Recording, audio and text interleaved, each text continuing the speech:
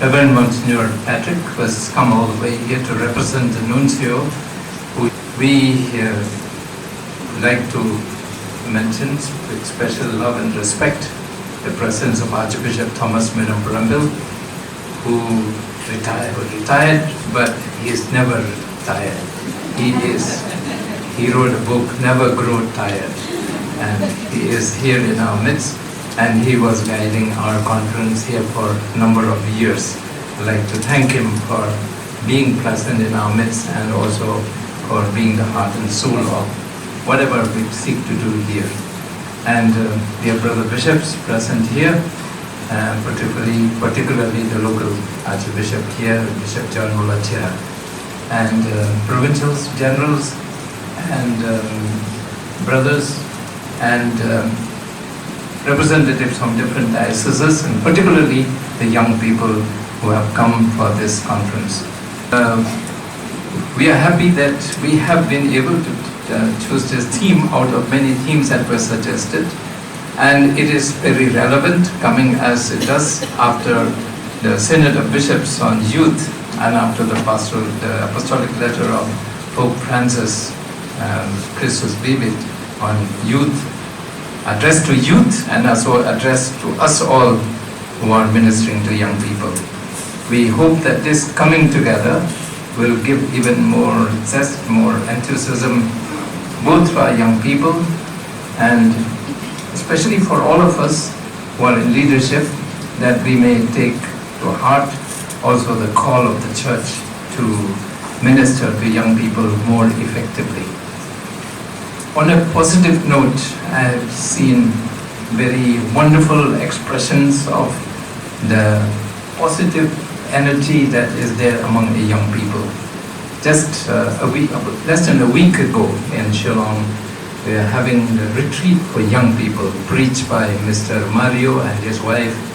Mario is a Muslim convert who now spends his time preaching God's word, and a little bit now and then talking about his background and what happened to him and how he got converted and accepted Jesus and entered the church. And I saw that how this retreat for young people has grown. A few years ago when we began this retreat for young people in Shillong, there were just maybe 200, 300 young people, and the rest of them walked by, didn't pay attention. Then gradually it came to 800, 1,000.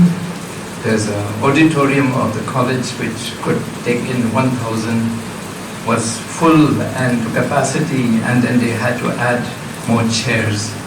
Then they took this retreat outdoors, and since it used to be in October, there was a problem always of the threat of rain. And the crowd grew to 2,000, 2,500.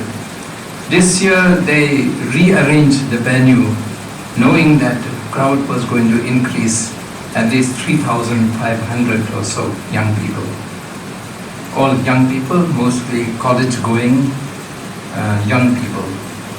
And we had on last Saturday time for confession.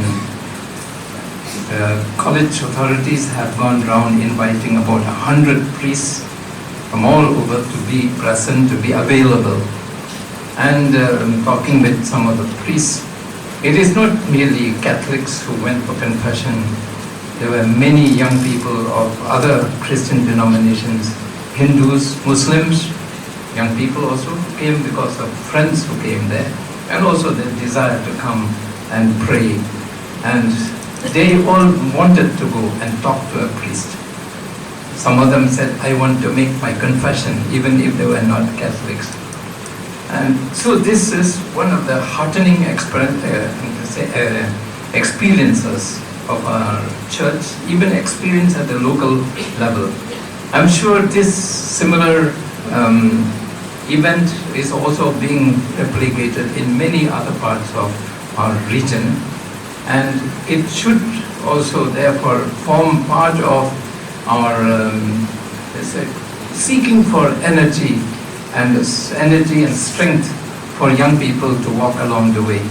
Because an event like that does give light and does draw young people to learn to base themselves on certain strong principles, because of the many ways in which the world today seeks to mislead them. We see also, on a positive note, the strength and the way in which our youth organization has also improved and has taken shape over the years.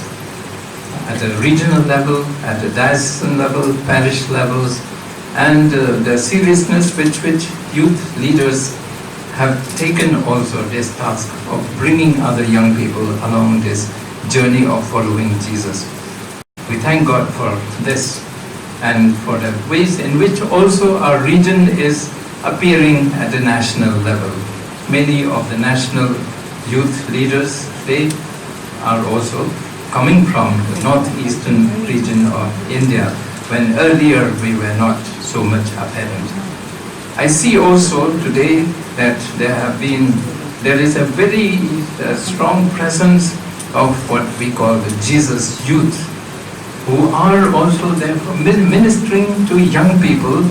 I take the city of Bangalore, where we are struggling to reach out to many young people around, and Jesus youth have put in some full-time ministers to go and reach out to young people from northeast India, scattered all over the city.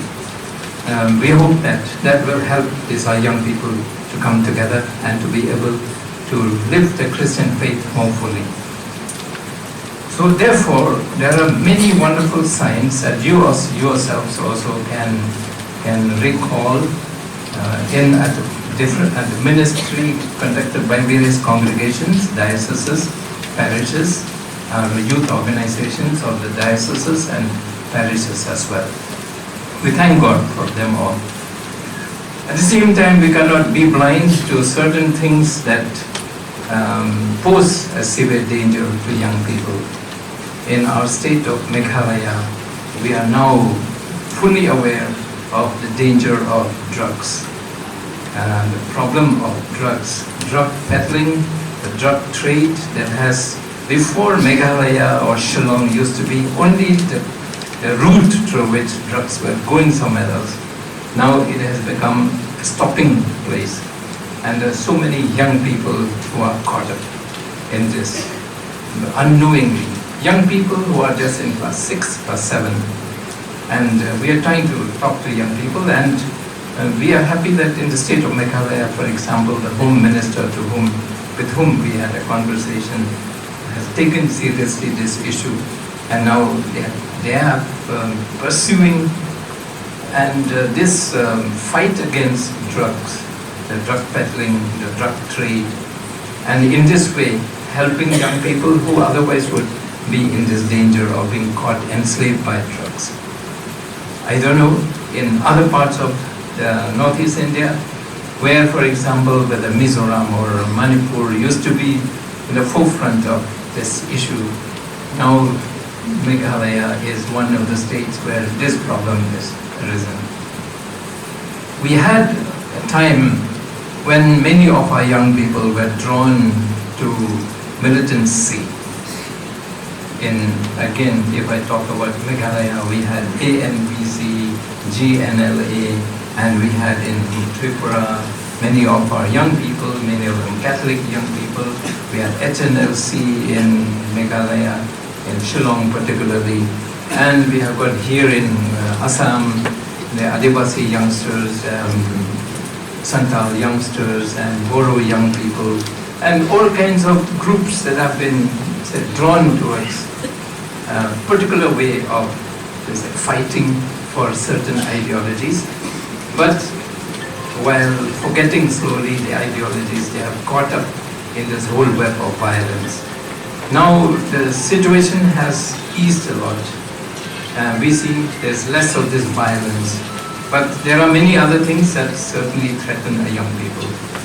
We are hopeful that through the ministry we are able to conduct, not only we, but other organizations, other churches too, we are able to help young people to stay away, to overcome this attraction to the path of the violence. We also are aware today of the problem of the social media, which again has reached to all levels of our young people. School, college, non-college, agriculture, whoever is there, the damage that can be done by social media, misuse, fake news and other things. We are hopeful that with enlightenment, with the way that we are also trying to reach out to young people to make them aware of some of these issues, we'll be able to help them also overcome the dangers posed by this. Therefore, we're fortunate that we are gathered together and we have come here together to deliberate on youth, young people, responsible leaders of our society, and our leaders also, fathers, brothers, sisters, bishops, coming together in order to walk together and accompany young people. We guarantee our young people present here that as we have shown the seriousness of the church in walking together with young people, we will continue to move on ahead to be with young people, to help them in any way that's possible, and also to give that scope and space for them to be able to be really effective and responsible leaders in society. May God bless everyone here. Thank you.